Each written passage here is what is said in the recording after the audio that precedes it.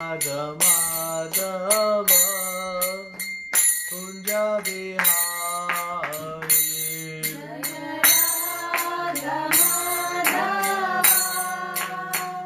Kunja Vihari Jaya Madhava Kunja Vihari Jaya Madhava Kunja Vihari Gopi Jana Vallabha Girivaradari Jaya Gopi Jana Vallabha Girivaradari Jaya Gopi Jana Vallabha Girivaradari Jaya Gopi Jana Vallabha Girivaradari Yashodanandana Bhaja Janarandana Yashodanandana Bhajananandana Yashodanandana Bhaja Janarandana Yashodanandana Bhajananandana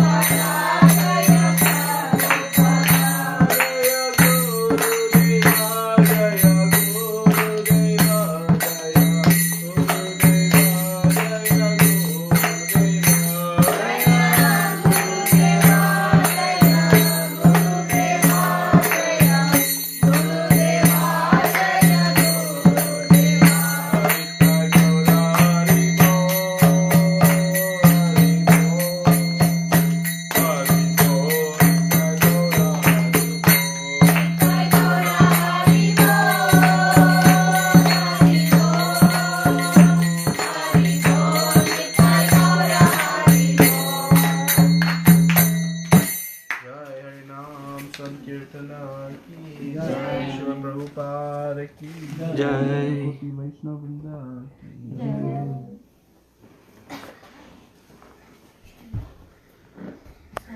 Om Namo Bhagavate Vasudevaya. Om Namo Bhagavate Vasudevaya. Om Namo Bhagavate Vasudevaya. Om Namo Bhagavate Vasudevaya. Om Namo Bhagavate Vasudevaya.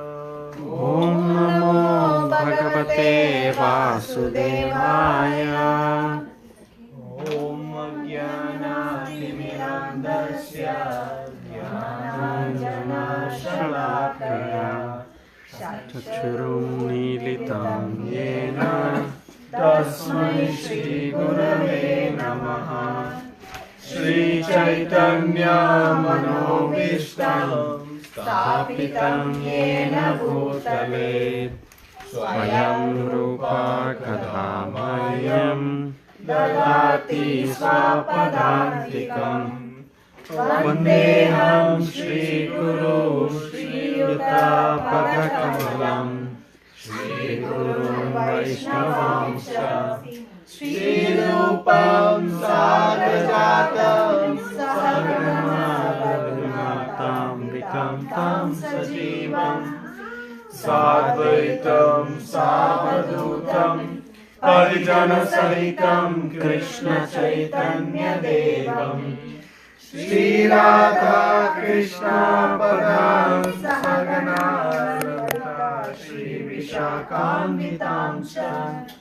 Hey Krishna Karuna Sindhu Dinabandho Jagatpate Gopesha Gopika Kanta Radha Kanta Namostute Tapta Kanchana Gaurangi Radhe Vrindavaneshwari Vrishabhanusute Devi Pranamami Hari Priye Vanchakalpatarubhyascha Kripa Sindhubhya eva cha Patitanam Pavanebhyo Vaishnavebhyo Namo Namaha Namo Vishnupadaya Krishna Prasthaya Bhutale Srimate Bhaktivedanta Swami Iti Namine Namaste Saraswati Devi Gauravani Pracharine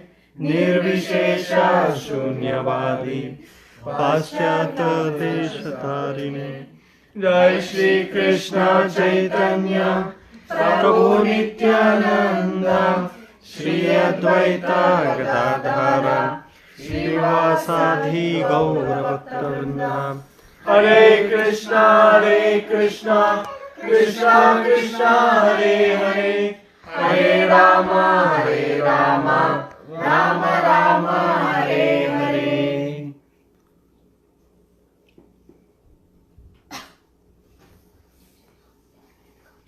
Hare Krishna. So, last week we discussed this 30th verse of 3rd chapter. And we discussed Krishna saying to Arjuna, surrender all works unto me. And Prabhupada says that this verse indicates the purpose of the entire Bhagavad Gita. The whole purpose of the Bhagavad Gita is to bring us to the point of surrendering to Krishna. Arjuna should have fought the war for the ultimate reason that Krishna wanted to do. That's it. No other consideration is necessary. Simply that the Supreme Lord said do, and in the mood of surrender, Arjuna will follow. Not because it's necessarily his duty, not because necessarily it will bring auspiciousness to him, not necessarily because it will liberate him from the cycle of birth, death, old age, and disease. Those may be secondary reasons. But the primary reason is Krishna's desire. And Prabhupada says the living entity cannot be happy independent of cooperation with the Supreme Lord. So we have tried to be happy independent of our cooperation with the Lord, but it has not worked. As soon as we try to enjoy things from a material sense gratification platform, we're trying to be independent of the Lord. Because Krishna is the supreme proprietor of everything, He is the owner of everything. If we try to enjoy it by ourselves, that means we are trying to say, Krishna, you stand back. You let me enjoy. So this independent nature leads to frustration, disappointment, lack of fulfillment. So we'll talk about that in today's verse. So Krishna said, with full knowledge of me, without desire for profit, with no claim for proprietorship, and free from lethargy, you fight. So you're not the proprietor. Krishna has already told us we are not the doer. But still we should do our duty. And what is? I have one question here. We are saying Krishna says you surrender to me and you know about me and then do things, right? Many people, we have seen, they also worship demigod and they also worship to the intents, they fully surrender to that God and do all the service. And we see them, they also do, okay, they are also living good and happy and serving the Lord. So what is the difference, that we have to be in the path of Krishna and then how do we? What is the difference between surrendering to the demigods and surrendering to Krishna? Yeah. So Krishna will explain this very precisely in the 4th chapter, again in the 7th chapter, and in the 9th chapter, and continue on. That when one surrenders to the demigods, they're surrendering with some desire. Some fulfillment they are searching for. When one surrenders to Krishna, one is coming to the mood of anyabhilashita shunyam, meaning surrendering to Krishna with no desire. That is purity of love. So with the devatas, our relationship is one of a business transaction. I'm doing some yajna, some service, in return for something back. I'm speaking for most parts. There are exceptions. So Krishna says, Bhoktaram yajna tapasam. Of all the yajna, I am the ultimate beneficiary. So when we worship the devata takes that yajna worship and then passes it along to Krishna. Krishna then bestows whatever facilities that devata will give to the such performer. So Krishna says that when we worship the devatas, you are indirectly worshipping me. So instead, why not go to the source? And when we go and surrender to the Supreme Lord, the source of everything, the Supreme Personality of Godhead, then one achieves the ultimate perfection, complete perfection. When we surrender to the devatas, we'll get some limited results, some temporary results. Because they are limited also. And they are temporary in nature. The position that any devata, that is for a set time period. So whatever benedictions they can give, is very limited and temporary. So we don't go to the doctor and ask for temporary relief. We say we want permanent cure. So if we want permanent peace and happiness, we must go to where that can be given. And only Krishna can give that. Only Krishna can give that. Only Krishna can give that. Everyone else can give some temporary satisfaction. But that will keep us within this material world. So we can try to make an A-class jail cell of our existence, but we are still within the prison house of the material world. So the distinction is there. So the mood, and when one renders service to Krishna, the rasa, we're all in search of happiness. The happiness that exists in service and surrender to Krishna is so vast. It's compared to if you took the happiness achieved from all other material affairs and multiplied it trillions of times. It would not compare to a fraction of the bliss and satisfaction one gets by surrendering to Krishna. So now have knowledge. One gives unlimited, eternal peace and happiness, and one surrender gives very limited, temporary. Which will do? It's up to us. Decision is always ours. But if we don't have knowledge, then we may not know how to decide between one and the other. Okay? So that is why Krishna is saying, in full knowledge of me. So that worship of Devata, though, is not incorrect, but the hope is they'll continue to progress. The conclusion of that is the search should go further. Where are the Devatas getting their benedictions from? Well, I'm getting this happiness, but it has to go away also. Is there a place where it doesn't go away? That continual search will bring us ultimately to Krishna. The culmination of that worship is surrender to Krishna also.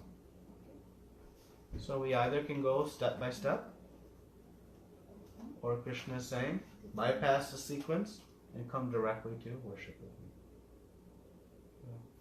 It's okay? So, surrendering is not so easy. We're not so ready to surrender. We're not so ready to surrender completely. Surrender means whatever is said, we do. No thinking. No sense of proprietorship. Right? No, well, if I like the instruction, I will do. If I don't, then I'll pass. That's not surrender. Right? So, we have to obtain knowledge that Krishna is our ever well-wisher. Any instruction he gives us, he has only one goal for us. That is to see us find perfection of life. He has nothing to gain from our surrender besides our love. He is not going to get enriched by our offerings to him. He is the creator of everything. He is the proprietor of whatever riches we possess. He is the proprietor of everything that we have. So, we'll talk more about that. So now in the 31st verse, Krishna says, those persons who execute their duties according to my injunctions and who follow this teaching faithfully without envy become free from the bondage of fruitive actions. Purport by His Divine Grace, A.C. Bhaktivedanta Swami Srila Prabhupada. Srila Prabhupada ki Jai. The injunction of the Supreme Personality of Godhead, Krishna, is the essence of all Vedic wisdom, and therefore is eternally true without exception. As the Vedas are eternal, so this truth of Krishna consciousness is also eternal. One should have faith in this injunction without envying the Lord. There are many philosophers who write comments on the Bhagavad Gita but have no faith in Krishna. They will never be liberated from the bondage of fruitive action. But an ordinary man with firm faith in the eternal injunctions of the Lord, even though unable to execute such orders, becomes liberated from the bondage of law of karma. In the beginning of Krishna consciousness, one may not fully discharge the injunctions of the Lord. But because one is not resentful of this principle and works sincerely without consideration of defeat and hopelessness, he will surely be promoted to the stage of pure consciousness. Now we'll read the next verse so we can compare and contrast the two. But those who out of envy disregard these teachings and do not follow them regularly are to be considered bereft of all knowledge, befooled, and ruined in their endeavors for perfection. And the purport is short, so we'll read it. The flaw of not being Krishna conscious is clearly defined herein, stated herein. As there is punishment for disobedience to the order of the Supreme Executive Head, so there is certainly punishment for disobedience to the order of the Supreme Personality of Godhead. A disobedient person, however great he may be, is ignorant of his own self and of the Supreme Brahman, Paramatma, and the Personality of Godhead, due to a vacant heart. Therefore, there is no hope of perfection of life for him.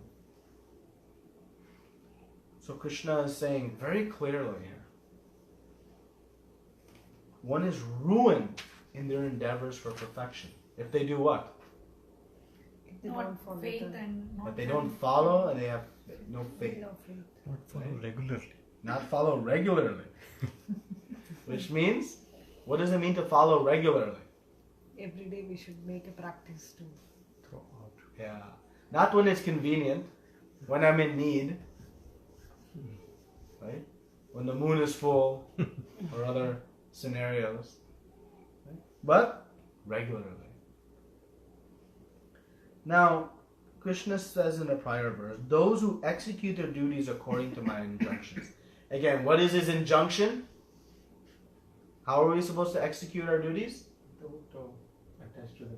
Without attachment to the result. Right? Without attachment to the result. That is the principle, and Prabhupada says the injunction here is the essence of all Vedic wisdom. To work without detachment. Right? So, let us just refresh again. What happens when we work with attachment to the result? Like we'll get worried if the result is not as we expected.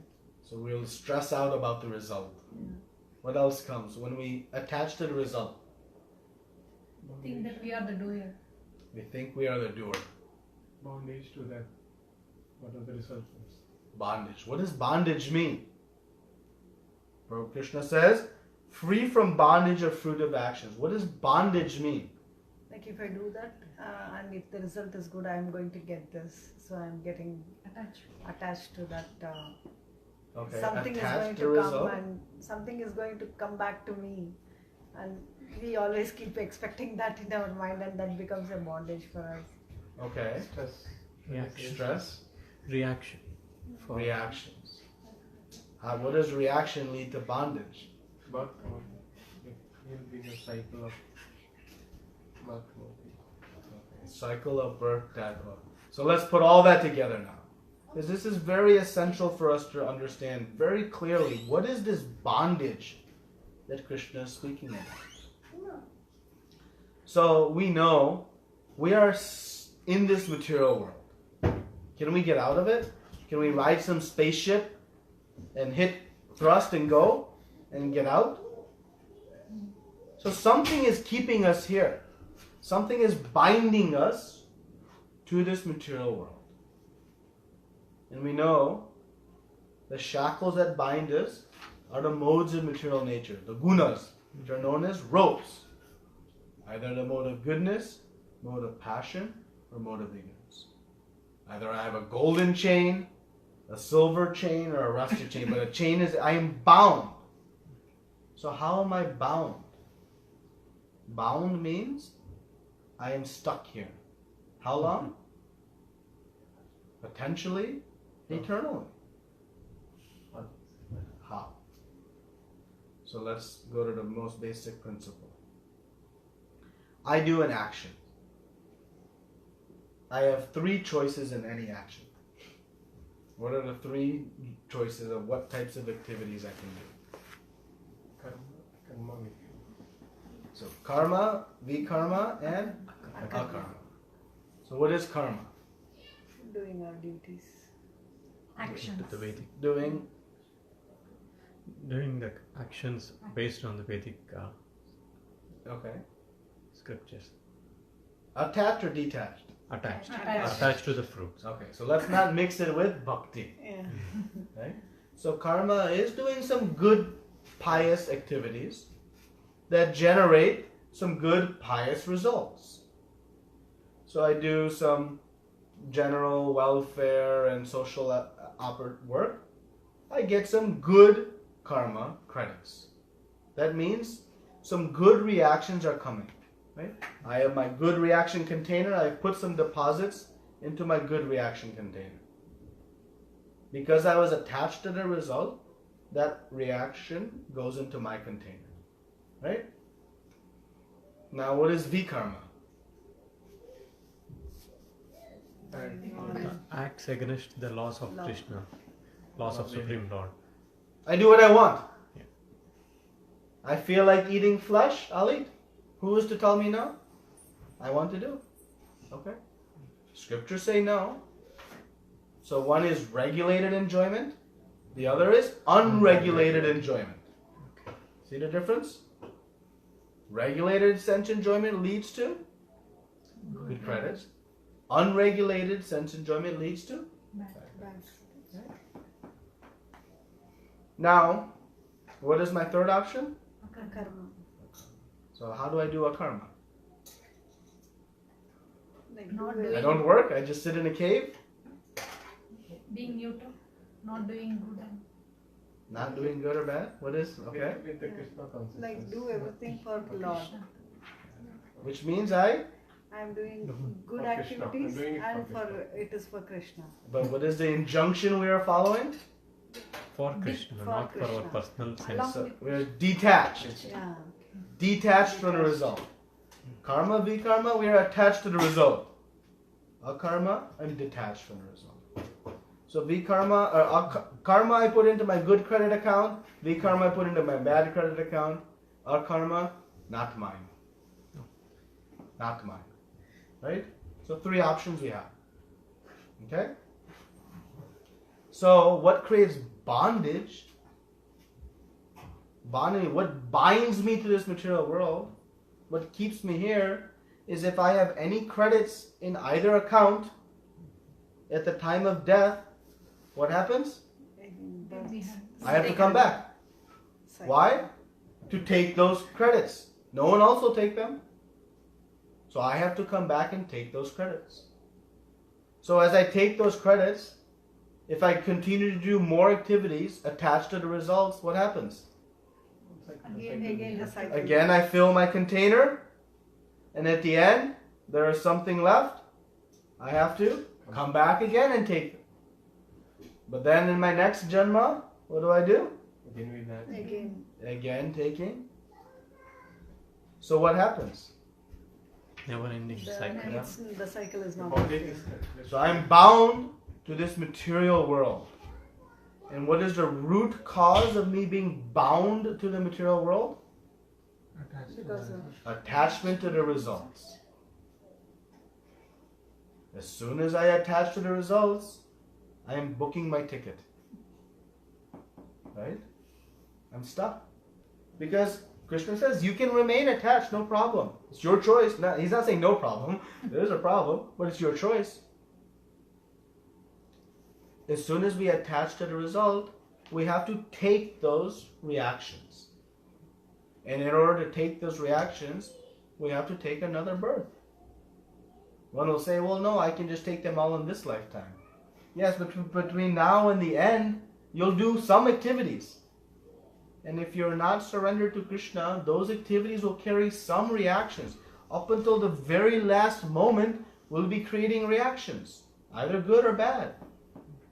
But ultimately, both are bad. Why are they bad? leads to next. They keep us here. Well, what is wrong with here? Birth, death, old age, disease. These four problems. Adhyatmika, adhibhautika, adhidaivika.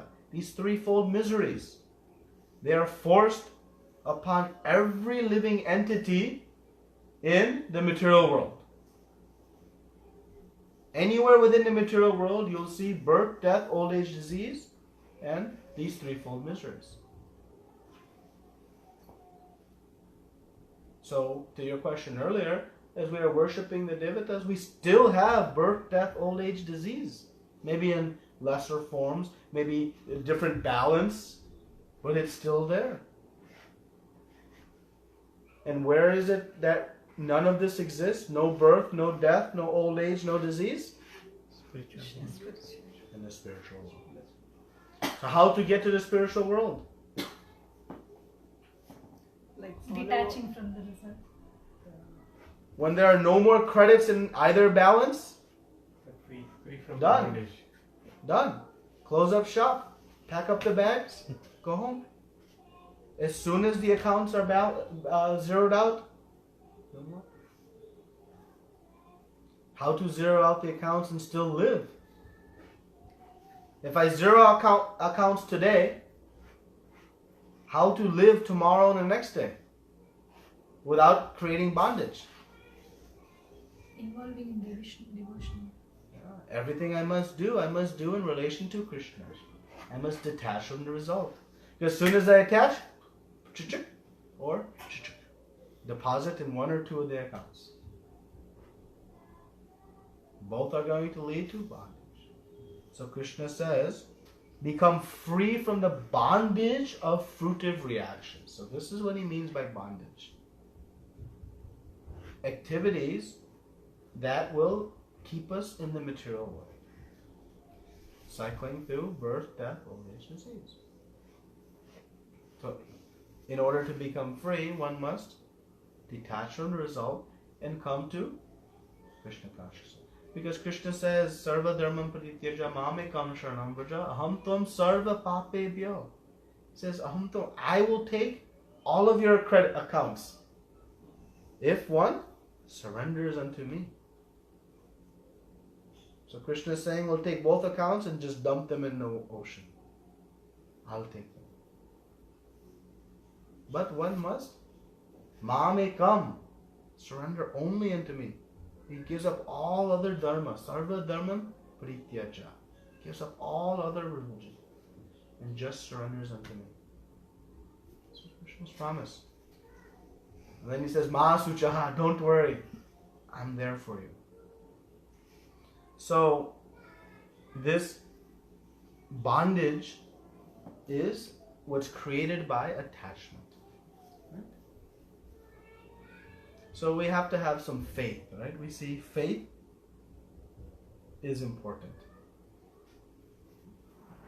Now, let us speak a little bit about what is the one thing that prevents us. Krishna references this term in both verses.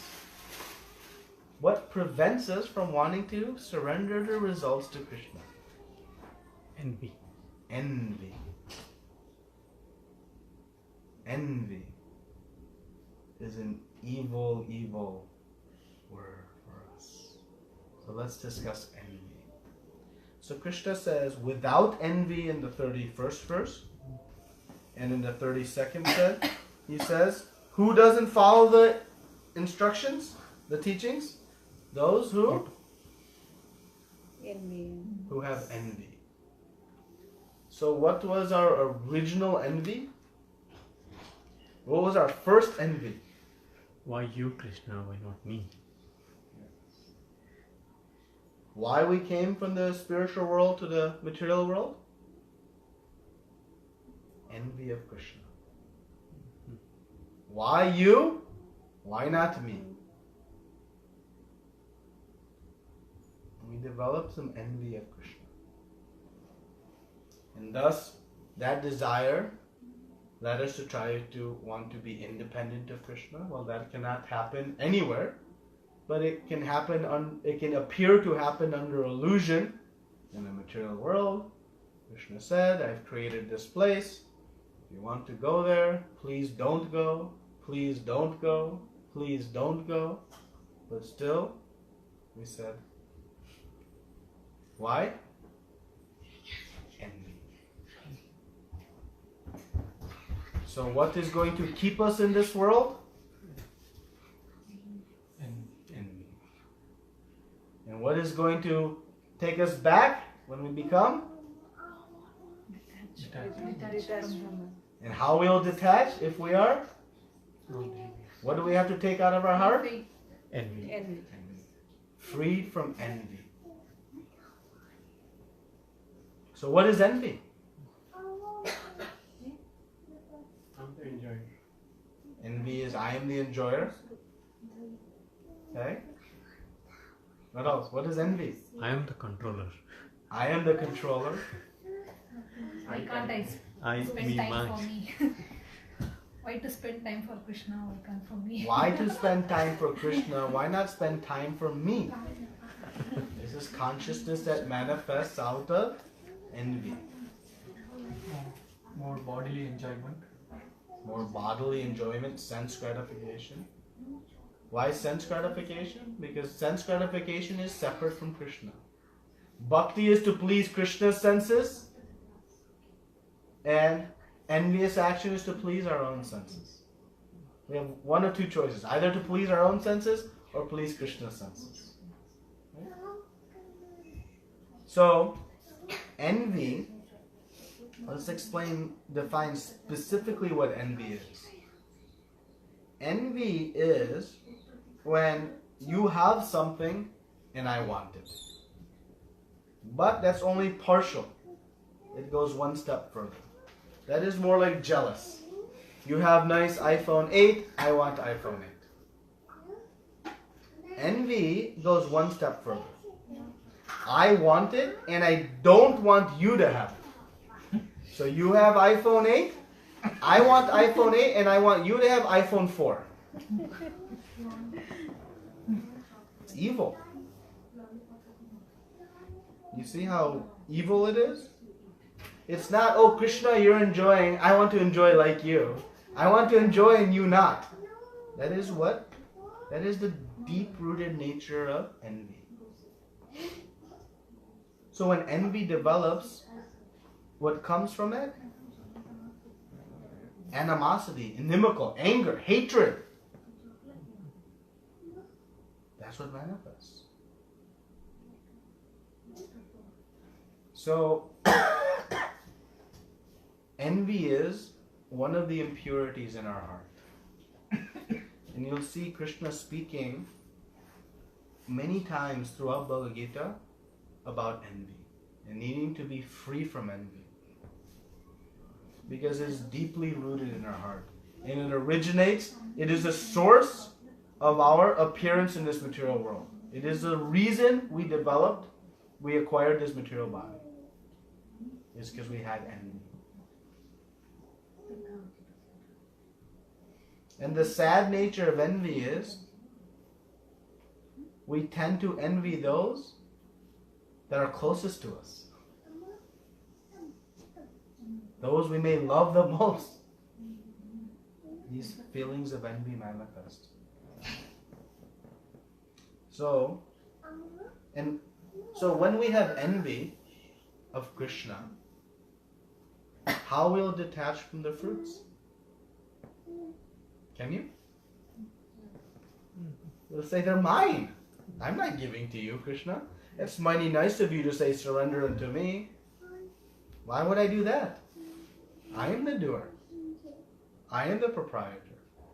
I am the enjoyer. Why would I in my right mind surrender to you? How that consciousness manifests? Because we have envy of Krishna. We have envy of him. Why you? Why not me? Krishna has explained, when we don't surrender to fruits, what happens? Bondage, cycle, birth, death, old age, disease. We complain about it all the time. Old age, things, getting sickness, healthcare costs rising, this, that. Miseries of the mind, so much difficulties, stress, anxiety, fear, depression. Body hurts, this person's bothering me, that person's bothering me. Snowstorm, blizzards, tornadoes, all these natural. We complain about all these things. And we're trying to solve them by remaining envious. But the only way to solve them, the only way to find true peace and happiness, perfection of life, Krishna says, ruined in their endeavors for perfection. Ruined. And he uses the word befooled. What befooled means? Yeah, being They're being fooled. Fooled by what? The illusory energy of Maya. Thinking I am the doer. Thinking I am the enjoyer. To be fooled is to think something that is not true. Right? Someone is being befooled here. So, how to rid ourselves of envy? Any of us have envy in our heart? That's what we are. So, here are some symptoms we can see to determine if we have envy and also to whom we have envy. When we have envy of someone, when they are glorified, it pains us. We don't like it. Our heart becomes disturbed. Our mind becomes disturbed. Someone comes and says, oh, did you see this person? They're doing such nice service. You know, you think, that person's arousing. No, I don't know. No. We feel pain. When someone's glorifying someone else, we feel pain. Why would we feel pain? They're not even talking about us. It's not as if they're saying, you're a rascal, you're this, you're that. They're speaking nice about someone else. But we feel pain. How is that possible? That is envy. Envy is the root cause of our unhappiness. An envious heart will never be happy. It will never be happy. How it can be happy? How an envious heart? Because it will always be unhappy when someone else has something. An envious heart will never be happy. And we had envy. We have envy. And we have to rid ourselves of envy. So we should see, where is it that I have envy? To whom? And we should try to purify of that. It is a contamination of the heart. And how do we purify of envy? Chanting the holy. Chanting the holy names. Nama seva. Cheto darpana marjanam. We must cleanse the mirror of the heart of this envy. But when we are chanting our japa, we should be consciously thinking how to cleanse our envy. The last manifestation of our envy is this body. So long as we have this body, we have some envy. As soon as we become completely free of envy, gone. The exceptions being the pure devotees who come and accept the material bodies for the benefit of all of us, but from a conditioned soul perspective. As soon as the envy is gone in the heart, this body was acquired from the root of envy, and it will be destroyed with the destruction of envy. That is by rendering service to Vaishnavas. Nama seva, Vaishnava seva. By rendering menial service to those who we identify we have envy of, to go and render service to them. It will cleanse the heart. It will actually purify the heart. It will make you feel good. It's so counterintuitive. But try it. It works. So we should try to identify where is that envy. Find it and yank it out. Because if we become ignorant of it or denial of it, it will stay. But by good sadhana, we can become free of envy. And who exemplified envy in the greatest? In Srimad Bhagavatam? Snake. The snake is the animal of envy. When one is envious, actually, they take the body of a snake. One has desire to be envious because a snake is a very envious living entity. So, Shishupal is in Krishna Lila, in 10th canto, the deliverance of Shishupal is explained. You all know about the pastime of Shishupal? So Shishupal was a extremely envious personality. His origins go back to Jai and Vijay. So great devotees of the Lord who decided they would take 3 births as demons who were inimical to Krishna. And in the final of the 3 births, they took as Shishupal and Dantavakra. So Shishupal had great envy of Krishna. And going all the way back to his birth, it was told that Shishupal was born. He had 4 arms and 3 eyes. And parents were devastated what to do. And then they were thinking what to do. And one voice came, they called, and said that don't worry, someone will come and they'll take your child on their lap and the eye will disappear and the 2 arms will return back. But also, that person will be the cause of your son's death. So one day, Yashodamai, Nanda Baba had come, and who took Shishupal on the lap? Krishna. And immediately the 2 arms went. So Mata asked, please don't be the cause of my son's death. And Krishna said, no problem. I will tolerate 100 offenses from your son. 100 offenses I will tolerate, and after that I cannot. So she thought, surely he will not commit 100 offenses to Krishna. So she was satisfied. But Shishupal had deep rooted envy of Krishna.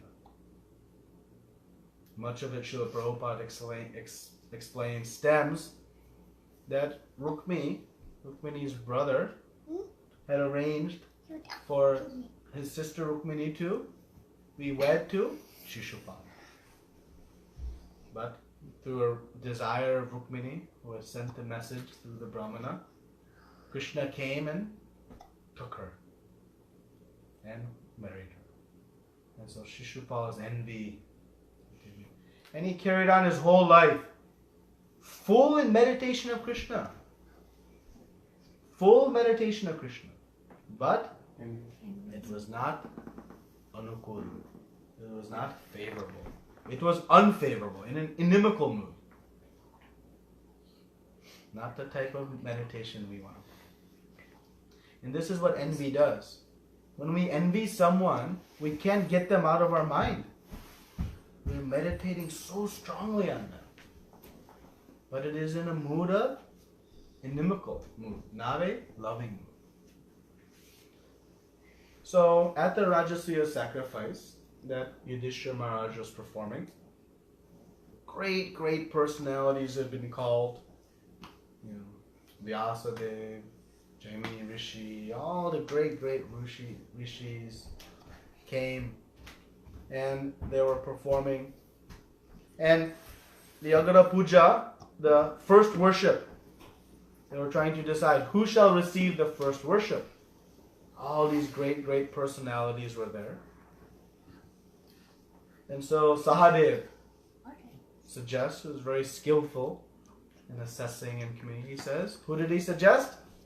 Krishna. So everyone agreed, everyone but Shishupal and a few others. So Shishupal remained silent initially. And Yudhishthira Maharaj, being very pleased with his suggestion, went and washed the feet of Krishna, then sprinkled the water on his head and his family members, and was very pleased. And then Shishupal stood up and began to criticize Krishna out of envy.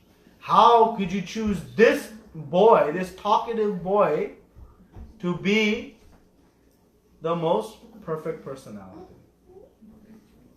He explains it is an offense to worship someone when other worshipable personalities are in presence.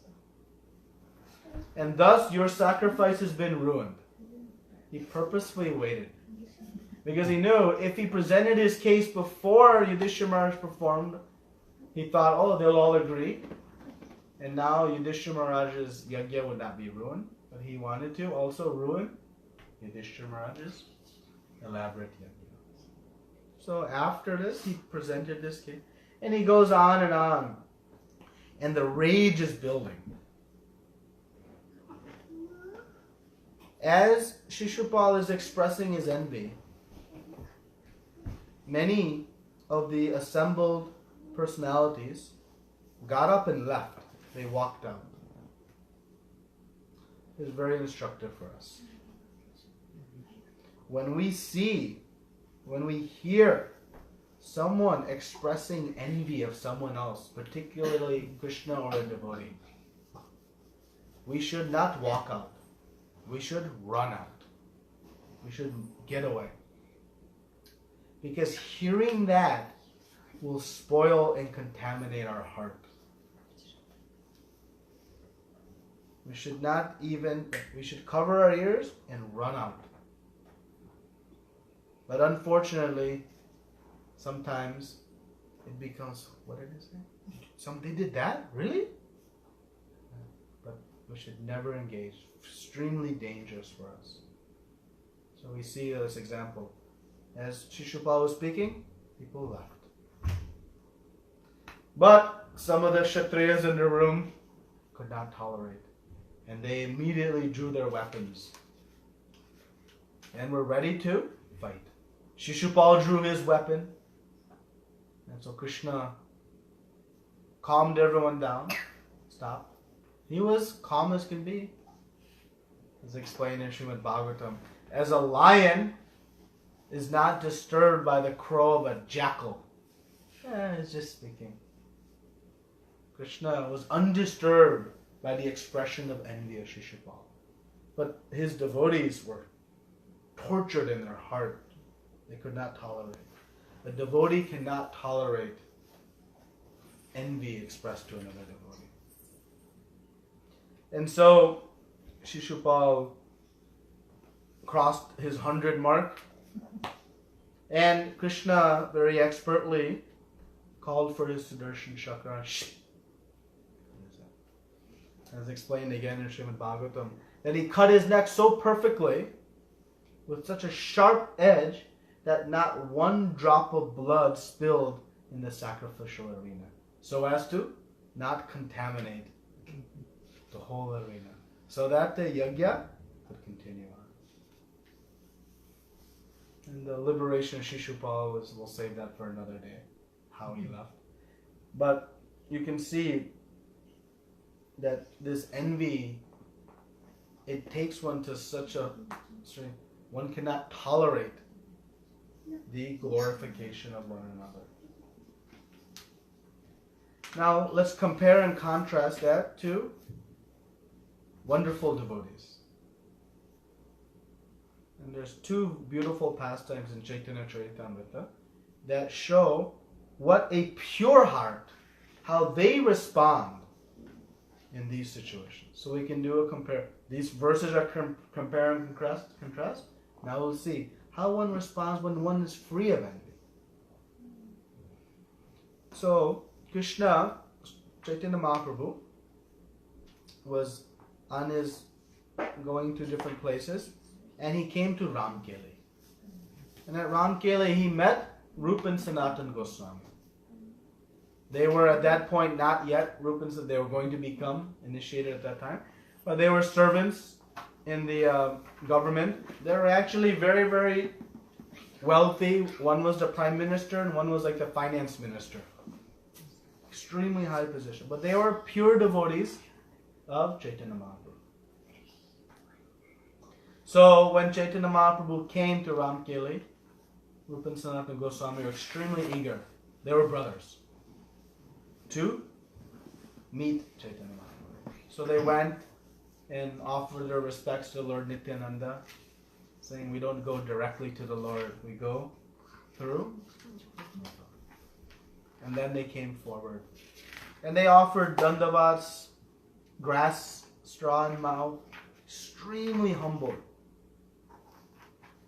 And they began to offer prayers to Chaitanya Mahaprabhu that were so potent, so full of humility. They were saying that, Chaitanya Mahaprabhu, you have come to deliver the most fallen. But your deliverance of Jagai and Madai took no effort compared to trying to deliver the two of us. They are comparing themselves to be even more fallen than Jagai and Madai, which is not even conceivable. And in this way, they were speaking so much. To the point Chaitanya Mahaprabhu had to say, stop, you're breaking my heart. Hearing the pure, humble mood of the devotees. And Chaitanya Mahaprabhu, they sat and showered so much mercy upon them. So much mercy. And he initiated them as Rupa and Sanatana Goswami, right there. Now where the lack of envy comes is here.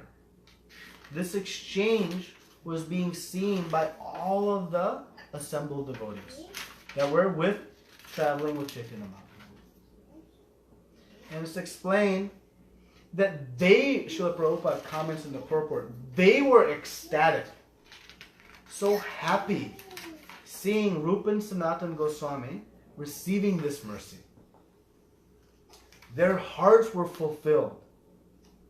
And Prabhupada comments that a Vaishnava becomes happy seeing another Vaishnava receiving mercy. Becoming, sometimes someone gets some service, and how is our heart? Oh, I'm better than they are. Instead of thinking, wow, they are getting to serve the Lord. That is so nice.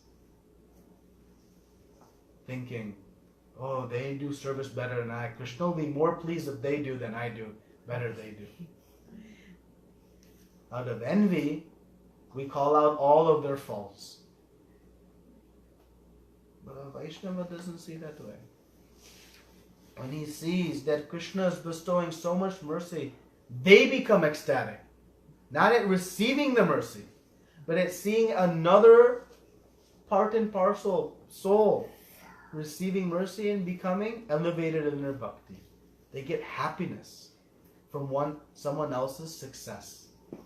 How that can manifest, how that mood can manifest?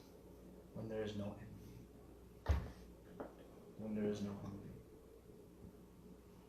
One time Chaitanya Mahaprabhu was taking lunch in a beautiful garden. Opulent prasadam. Cakes and sweets and pakoras and puris and sabjis and unlimited prasadam.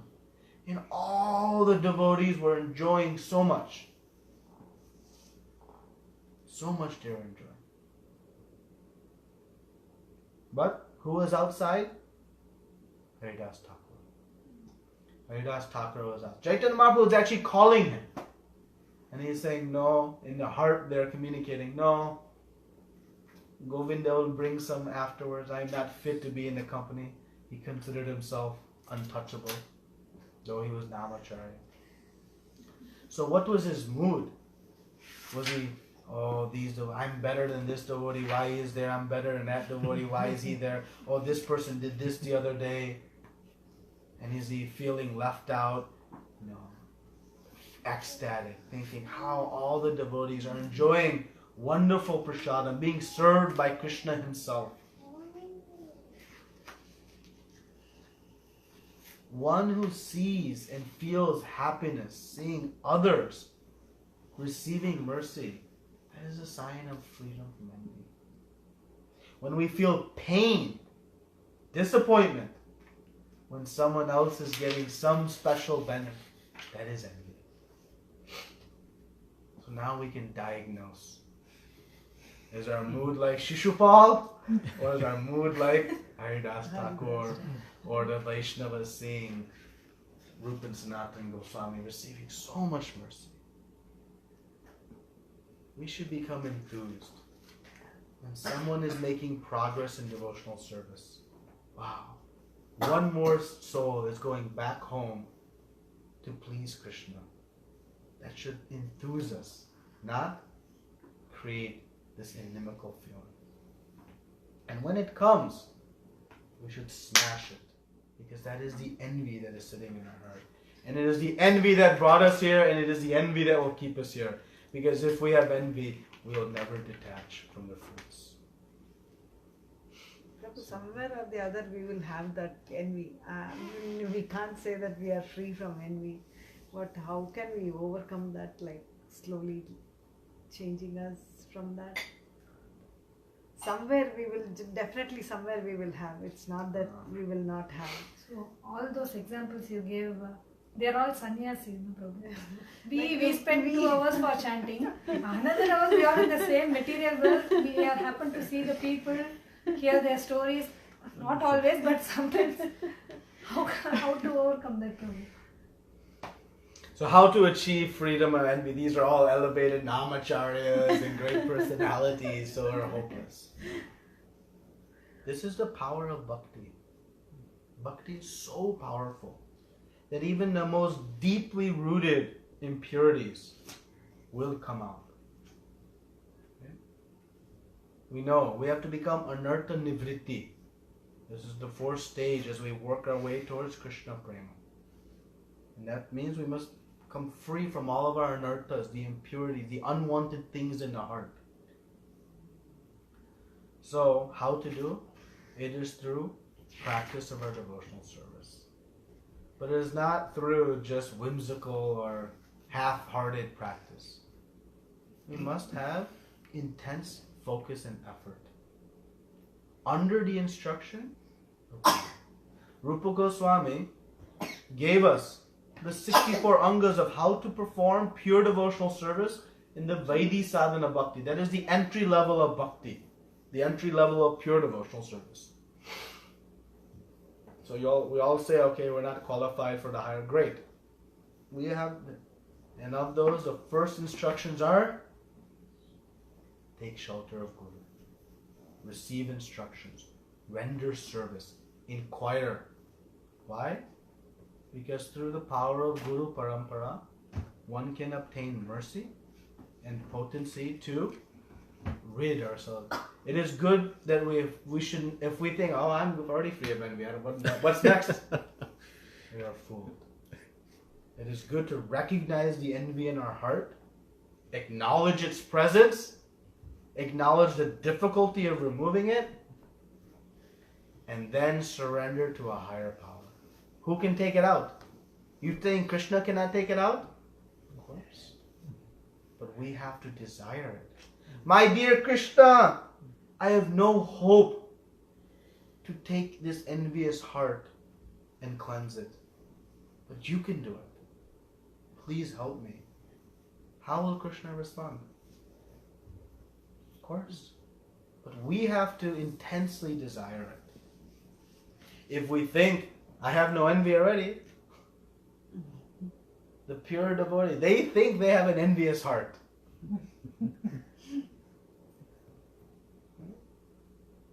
But how the Uttama Adhikari, the highest devotee, they have no enemies because they have no envy of anyone. They see everyone as a greater soul than themselves.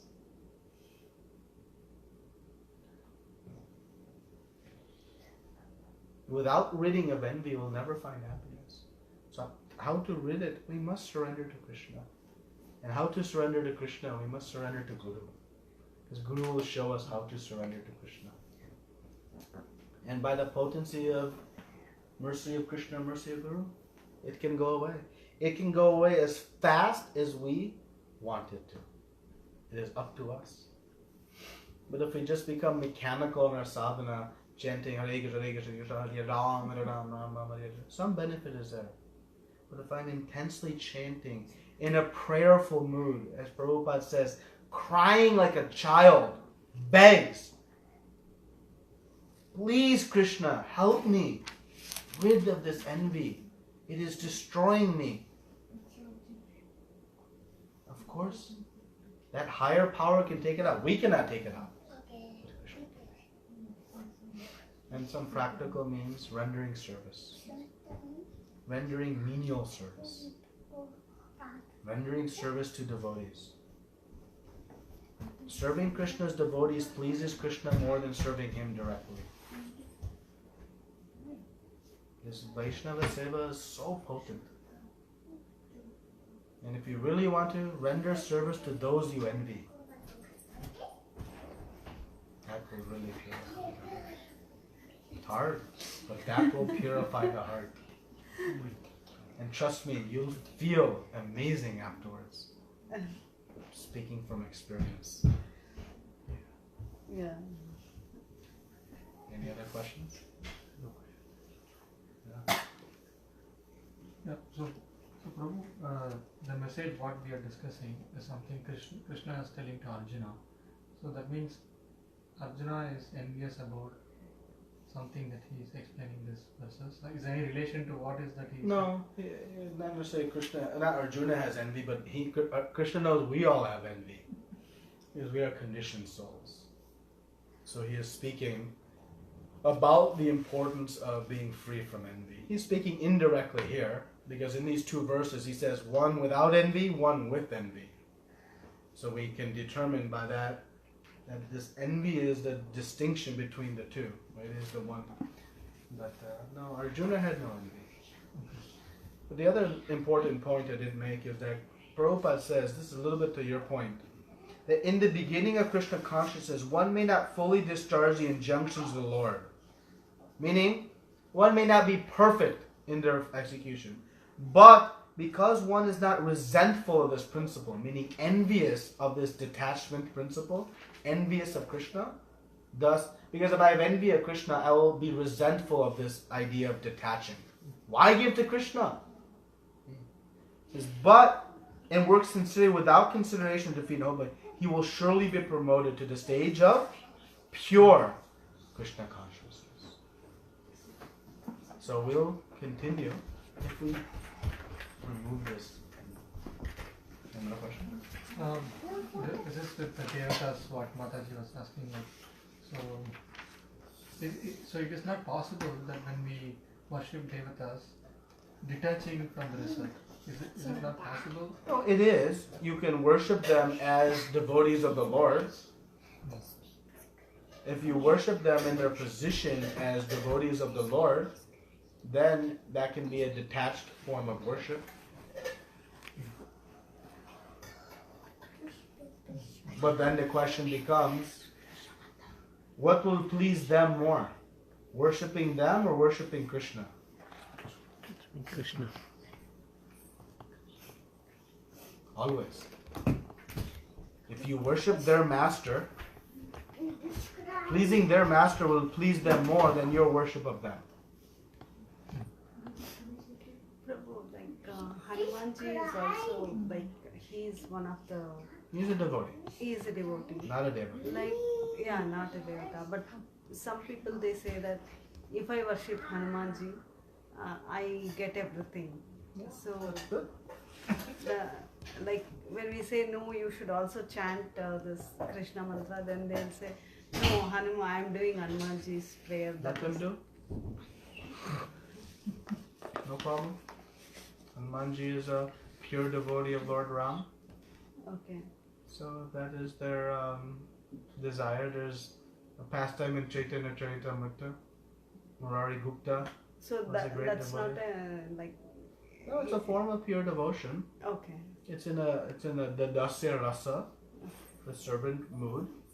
But again, their motive must be pure. And the challenge with that is the purification of the heart. We need a potent soap to cleanse the heart. And the most potent soap in this era is chanting of this Mahamantra. It is the prescribed mantra that purifies one. So they may even chant this Mahamantra to bring about their mood of worship to Lord Hanuman. No problem. No problem. Comment on this, Prabhu. My mother is a pure Hanumanji devotee. Last week I was discussing with her and she told the same thing. She told that Krishna and Narayana, they are all in the purest form. So we can't directly reach them. So she is advising me, you can go through Hanumanji. You can offer all your thing to Hanumanji so that he will take up directly to Ram or Krishna, whomever. So she was advising me that. Yeah, that's why on any altar, who is on our altar? Always. Guru. Guru. Guru is always on, because we cannot offer directly to Krishna. So we offer through Guru Parampara. So that philosophy is right. In our philosophy, we offer through Guru Parampara. We offer to our Guru, they offer to their Guru, all the way to Krishna. So that is the means. We must go through the appropriate channel.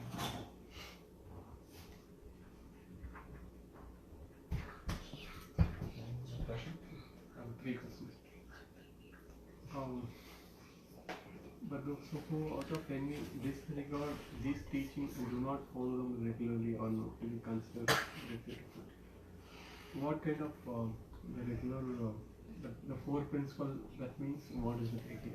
Now, so the question is, what does Krishna mean by says do not follow them regularly?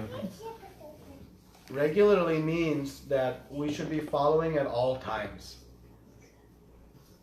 The ultimate regularly is 24/7. Right now we are trying to do 2/7. 2 hours a day, 7 days a week. That's okay, that's good. That's better than 0/7. Right? Of course we have to. But regularly means, consistently. Consistency in devotional service is extremely important. When we do some service, we should take it and do it consistently. Every day, every week, once a month, whatever our level that we've decided to take, then we should stick to it. That consistency develops discipline and it develops seriousness in the heart. When I can, what ultimately happens? We fall away. We're not disciplined enough. So consistency, and that is why chanting every day is important. We must chant every day. Not on Sundays, not just on Ekadashi, not just on... We chant every day. We should do some service every day. We should read Srila Prabhupada's books every day. Even if we read just one line, we should read Srila Prabhupada's books every day. That creates the regularity that will prevent us from getting lazy and potentially falling off. So that is regular. The second question, the same 32 verse, and the Supreme Brahman, Paramatma, and the personality of Godhead. Why there's I just want to understand more about the Brahman, Paramatma. So the question is, this Prabhupada references Brahman, Paramatma, Supreme Personality of Godhead. So in Srimad Bhagavatam, you see there are 3 stages of realizing Krishna. At first, one may realize the Brahman, the impersonal feature. As one progresses, then they come to realizing the Paramatma feature. And the ultimate realization is the Bhagavan feature. So the example is given like this. You're walking in a mountainous area, and far across the horizon you see one city. It looks very small. So you have some vague understanding of that city, right? Because you're quite far away. So you draw some big city, small city, but that's about all you can have. Some buildings like this. Then you walk closer and closer. As you walk closer, what happens to your realization of the city? It becomes more detailed, more clear. And you come right up to the gates of the city. Now you can hear some noises, you can see the people, you can see some things. So now your realization has gotten more precise, more accurate. And then you enter the city. Now how your realization of that city is compared to when you were back far on the horizon. It's more detailed. More complete. Right? So similarly, this Brahman realization, Paramatma realization, Bhagavan realization, they are progressive, complete realization. It's the same thing. Meaning the city you are looking at in a horizon, and as you walk, all we're saying. So I mean, the Brahman, the effulgence, is emanating from Krishna himself, from the body of Krishna. The Paramatma feature of the Lord is his reflected expansion, sitting within the heart of all of us. But his ultimate realization, the ultimate realization is knowing Bhagavan as the Supreme Personality of Godhead, as a person. So these are progressive stages of realizing Krishna. Some will stop at the Brahman. Some will stop at the Brahman and deny anything else forward. Some will just stop at the Brahman because that's their preference. Some will progress to Paramatma. But the ultimate realization is entering that city, understanding Krishna as the Supreme Personality of God. That's the highest truth. Like Krishna says in the 7th chapter, there is no truth superior to me. Meaning he is speaking in his Bhagavan form. Okay? Your third question? Continuation on the last Friday, like I asked that what is Bhagavad Gita, Srimad Bhagavatam, and Chaitanya. What is Bhakti Rasam Dasin? I heard that very sweet, positive mood Krishna with laughter, like section or something, like anything which you can. The Bhakti Rasamrita Sindhu? So Bhakti Rasamrita Sindhu is one of the 2 books that Srila Rupa Goswami had written that Srila Prabhupada had translated. So Rupa Goswami had written many books, but the 2 that Srila Prabhupada translated were the Sri Upadeshamrita, which he presented as Nectar of Instruction, and the Bhakti Rasamrita Sindhu, which he presented as Nectar of Devotion. So Prabhupada explained that this Nectar of Devotion, it is like the law book of Bhakti. How to perform Bhakti. All these questions about what to do, how to do it, the different rasas and experiences and emotions, all of that is explained in great detail in the Bhakti Rasamrita Sindhu. So there's Bhakti, devotional service. Rasa. Rasa is like the mellow, or it is the taste one has in Bhakti. That taste is the impetus to do more, right? If we get something pleasurable, we'll want to do more. So Bhakti Rasa, Amrita. It is the eternal nectar. And how much nectar? Sindhu, an ocean. It's unlimited nectar of the taste from performing devotional service.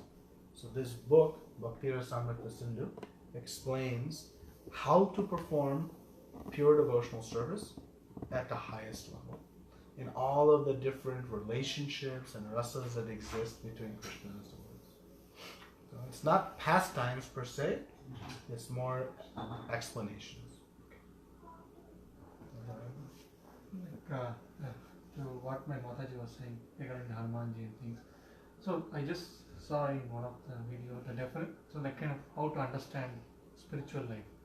So when Prabhupada was saying that it's an eternal bliss of knowledge that you need to have to say that you are in spiritual life. So that, like when we worship demigods with some slokams and things like that, but maybe we don't know the Vedic knowledge of what we are reading right now. So is that, if there is some kind of a connection to what Mataji Krishna was asking, to what my understanding is? I'm not sure I understand the question. Okay, so when you say you're doing some spiritual activities, it's not just doing slokas or something else. So understanding the Vedic knowledge is what is the actual spiritual life. Yeah, I mean, again, the conclusion of spiritual life is surrendering to Krishna. That is the conclusion of all spiritual life. So everything we do that is in connection with bringing us to the point of surrender to Krishna, we can consider to be the supreme spiritual science. Now Krishna has given many processes. All these Devata worships, who gave? Where are they contained? Where are all these worship Ved. processes contained? Vedas. And who gave the Vedas? Krishna. Who gives the faith for us to worship them? Krishna. He says in the 7th chapter, I give the faith and the means by which one can worship. So now why Krishna would give if there was not some connected purpose? The connected purpose is those who are not ready to take to this ultimate science, he has given some means by one can take progressive steps towards elevating to the ultimate truth. Because ultimately, everything culminates in bhakti, service to Krishna. So, it's just like why the school system gave 2nd grade. What's the point? Not for everyone to stay in 2nd grade, but to go to 3rd grade, then to 4th grade, to continue up, to bring one to graduation. Right? That is the point. But one who decides to stay in 2nd grade, that's not following the intent of 2nd grade. So the ultimate intent of these different processes is to bring one on a progressive stage to sarva dharmam parityaja, mānavāḥ.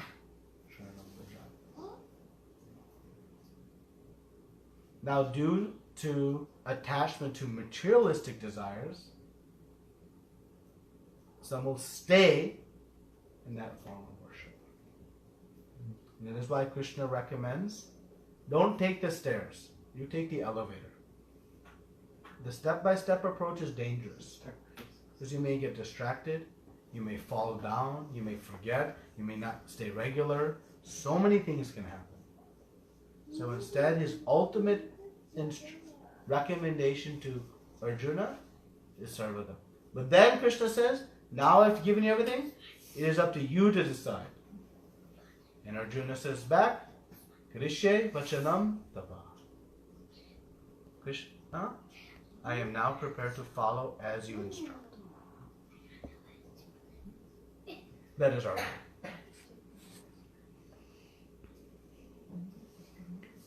Questions? Yeah, questions? Here is a question from Arthi Khanna. Why is eating non-veg not acceptable to Kanha? Yeah, because every living entity has a soul. So all animals have souls. So when we are willing to take the life of an animal to satisfy our tongue, we are depriving that jiva, that soul, of its life in that body. And because due to its karma, it is taking that body, it must come back and reborn that. So we're giving difficulty. So as spirit soul, we see all other spirit souls are our brothers and sisters. We are all part and parcels of our Supreme Father. So every other living entity is ultimately our part and parcel. We're siblings. So Krishna encourages us to take a compassionate view to all living entities and to be kind and favorable to all living entities, including those in the animal life. So instead of consuming them, we can try to uplift them. So that is why Krishna encourages us not to take to the consumption of flesh. Anything else? Any other questions? Okay. So we'll take to this chanting. Again, this chanting is the most important means for us to purify and to cleanse the heart. And this envy, when we chant in a prayerful mood, to remove this envy from our heart, it will happen. So, let us take to chanting this japa. And please do it every day, so that it is regular.